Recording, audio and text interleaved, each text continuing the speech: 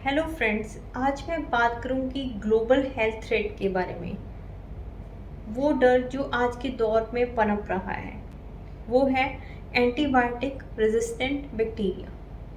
What is antibiotic resistance? उससे पहले हमें जानना होगा व्हाट इज़ एंटीबायोटिक्स। जिन लोगों को एंटीबायोटिक्स के बारे में नहीं पता, ज़रा सा मैं एंटीबायोटिक्स के बारे में बताना चाहूँगी। But before that, I would like to remind you, kindly like and subscribe my channel, that is Tarundav's Basics Biochemistry Classes, ताकि आप इस तरह की अवेयरनेस वीडियोस देख सकें। What is antibiotic? Antibiotics is any substance which either kill or stop the growth of bacteria. इसको हम दो कैटेगरी में क्लासीफाई कर सकते हैं। One is narrow spectrum antibiotics and another one is broad spectrum antibiotics. Narrow spectrum antibiotics means वो antibiotic जो specific bacteria को टारगेट करेगी और उसको मार देगी। जो ब्रॉड स्पेक्ट्रम एंटीबायोटिक्स है, it will act on variety of bacteria stem. अब ये एंटीबायोटिक हमारी बॉडी के अंदर कैसे काम करता है? हमने जब एंटीबायोटिक लेनी है तो एंटीबायोटिक में ये ध्यान रखना है कि उसने बैक्टीरिया को मारना है और हमें नुकसान नहीं पहुंचाना। तो कैसे एंटीबायोटिक काम करती है? तो हमारे सेल जो होते हैं, ह्यूमन बीइंग के जो सेल होते हैं, they have the cell membrane, but जो बैक्टीरिया होता है उसकी होती है सेल वॉल। तो जो एंटीबायोटिक होती है वो टारगेट करती है इस सेल वॉल को, या फिर जो भी उसे एंजाइम चाहिए बैक्टीरिया की रेप्लिकेशन के लिए या फॉलिक एसिड चाहिए उसकी ग्रोथ के लिए, तो एंटीबायोटिक्स इन सबको रोक देगी ताकि उनकी रेप्लिकेशन या फिर उसकी ग्रोथ ना हो। अब मैं बात करूंगी एंटीबायोटिक रेजिस्टेंस के बारे में। एंटीबायोटिक रेजिस्टेंस बैक्टीरिया वो बैक्टीरिया हैं जिन्होंने सीख लिया सर्वाइव करना इन एंटीबायोटिक से। जब भी वो एंटीबायोटिक के कॉन्टैक्ट में आएंगे तो वो मरेंगे नहीं, क्योंकि उनके अंदर भी एवोल्यूशन होगी। उन्होंने सीख लिया, they have adapted to survive in the environment of antibiotic. इसे हम बोलते हैं एंटीबायोटिक रेजिस्टेंस।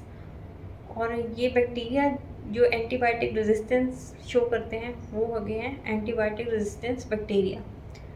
ये क्यों हो रही है, ये प्रॉब्लम क्यों आ रही है? Because of over use and miss use of antibiotic. Over use कैसे हो रहा है कि जब हमें हल्का सा भी जुकाम हो जाए, फीवर हो जाए या फिर फ्लू हो जाए, हम क्या करते हैं, केमिस्ट के पास जाके एंटीबायोटिक ले आते हैं। ना हमें पता है कि किस तरह के एंटीबायोटिक्स हमारी इन्फेक्शन पे एक्ट करेगी, हमें किस तरह की इन्फेक्शन है, ना हमें उसकी डोज लेनी आती है।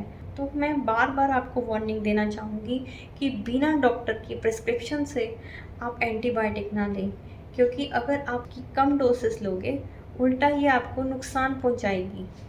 वो कैसे?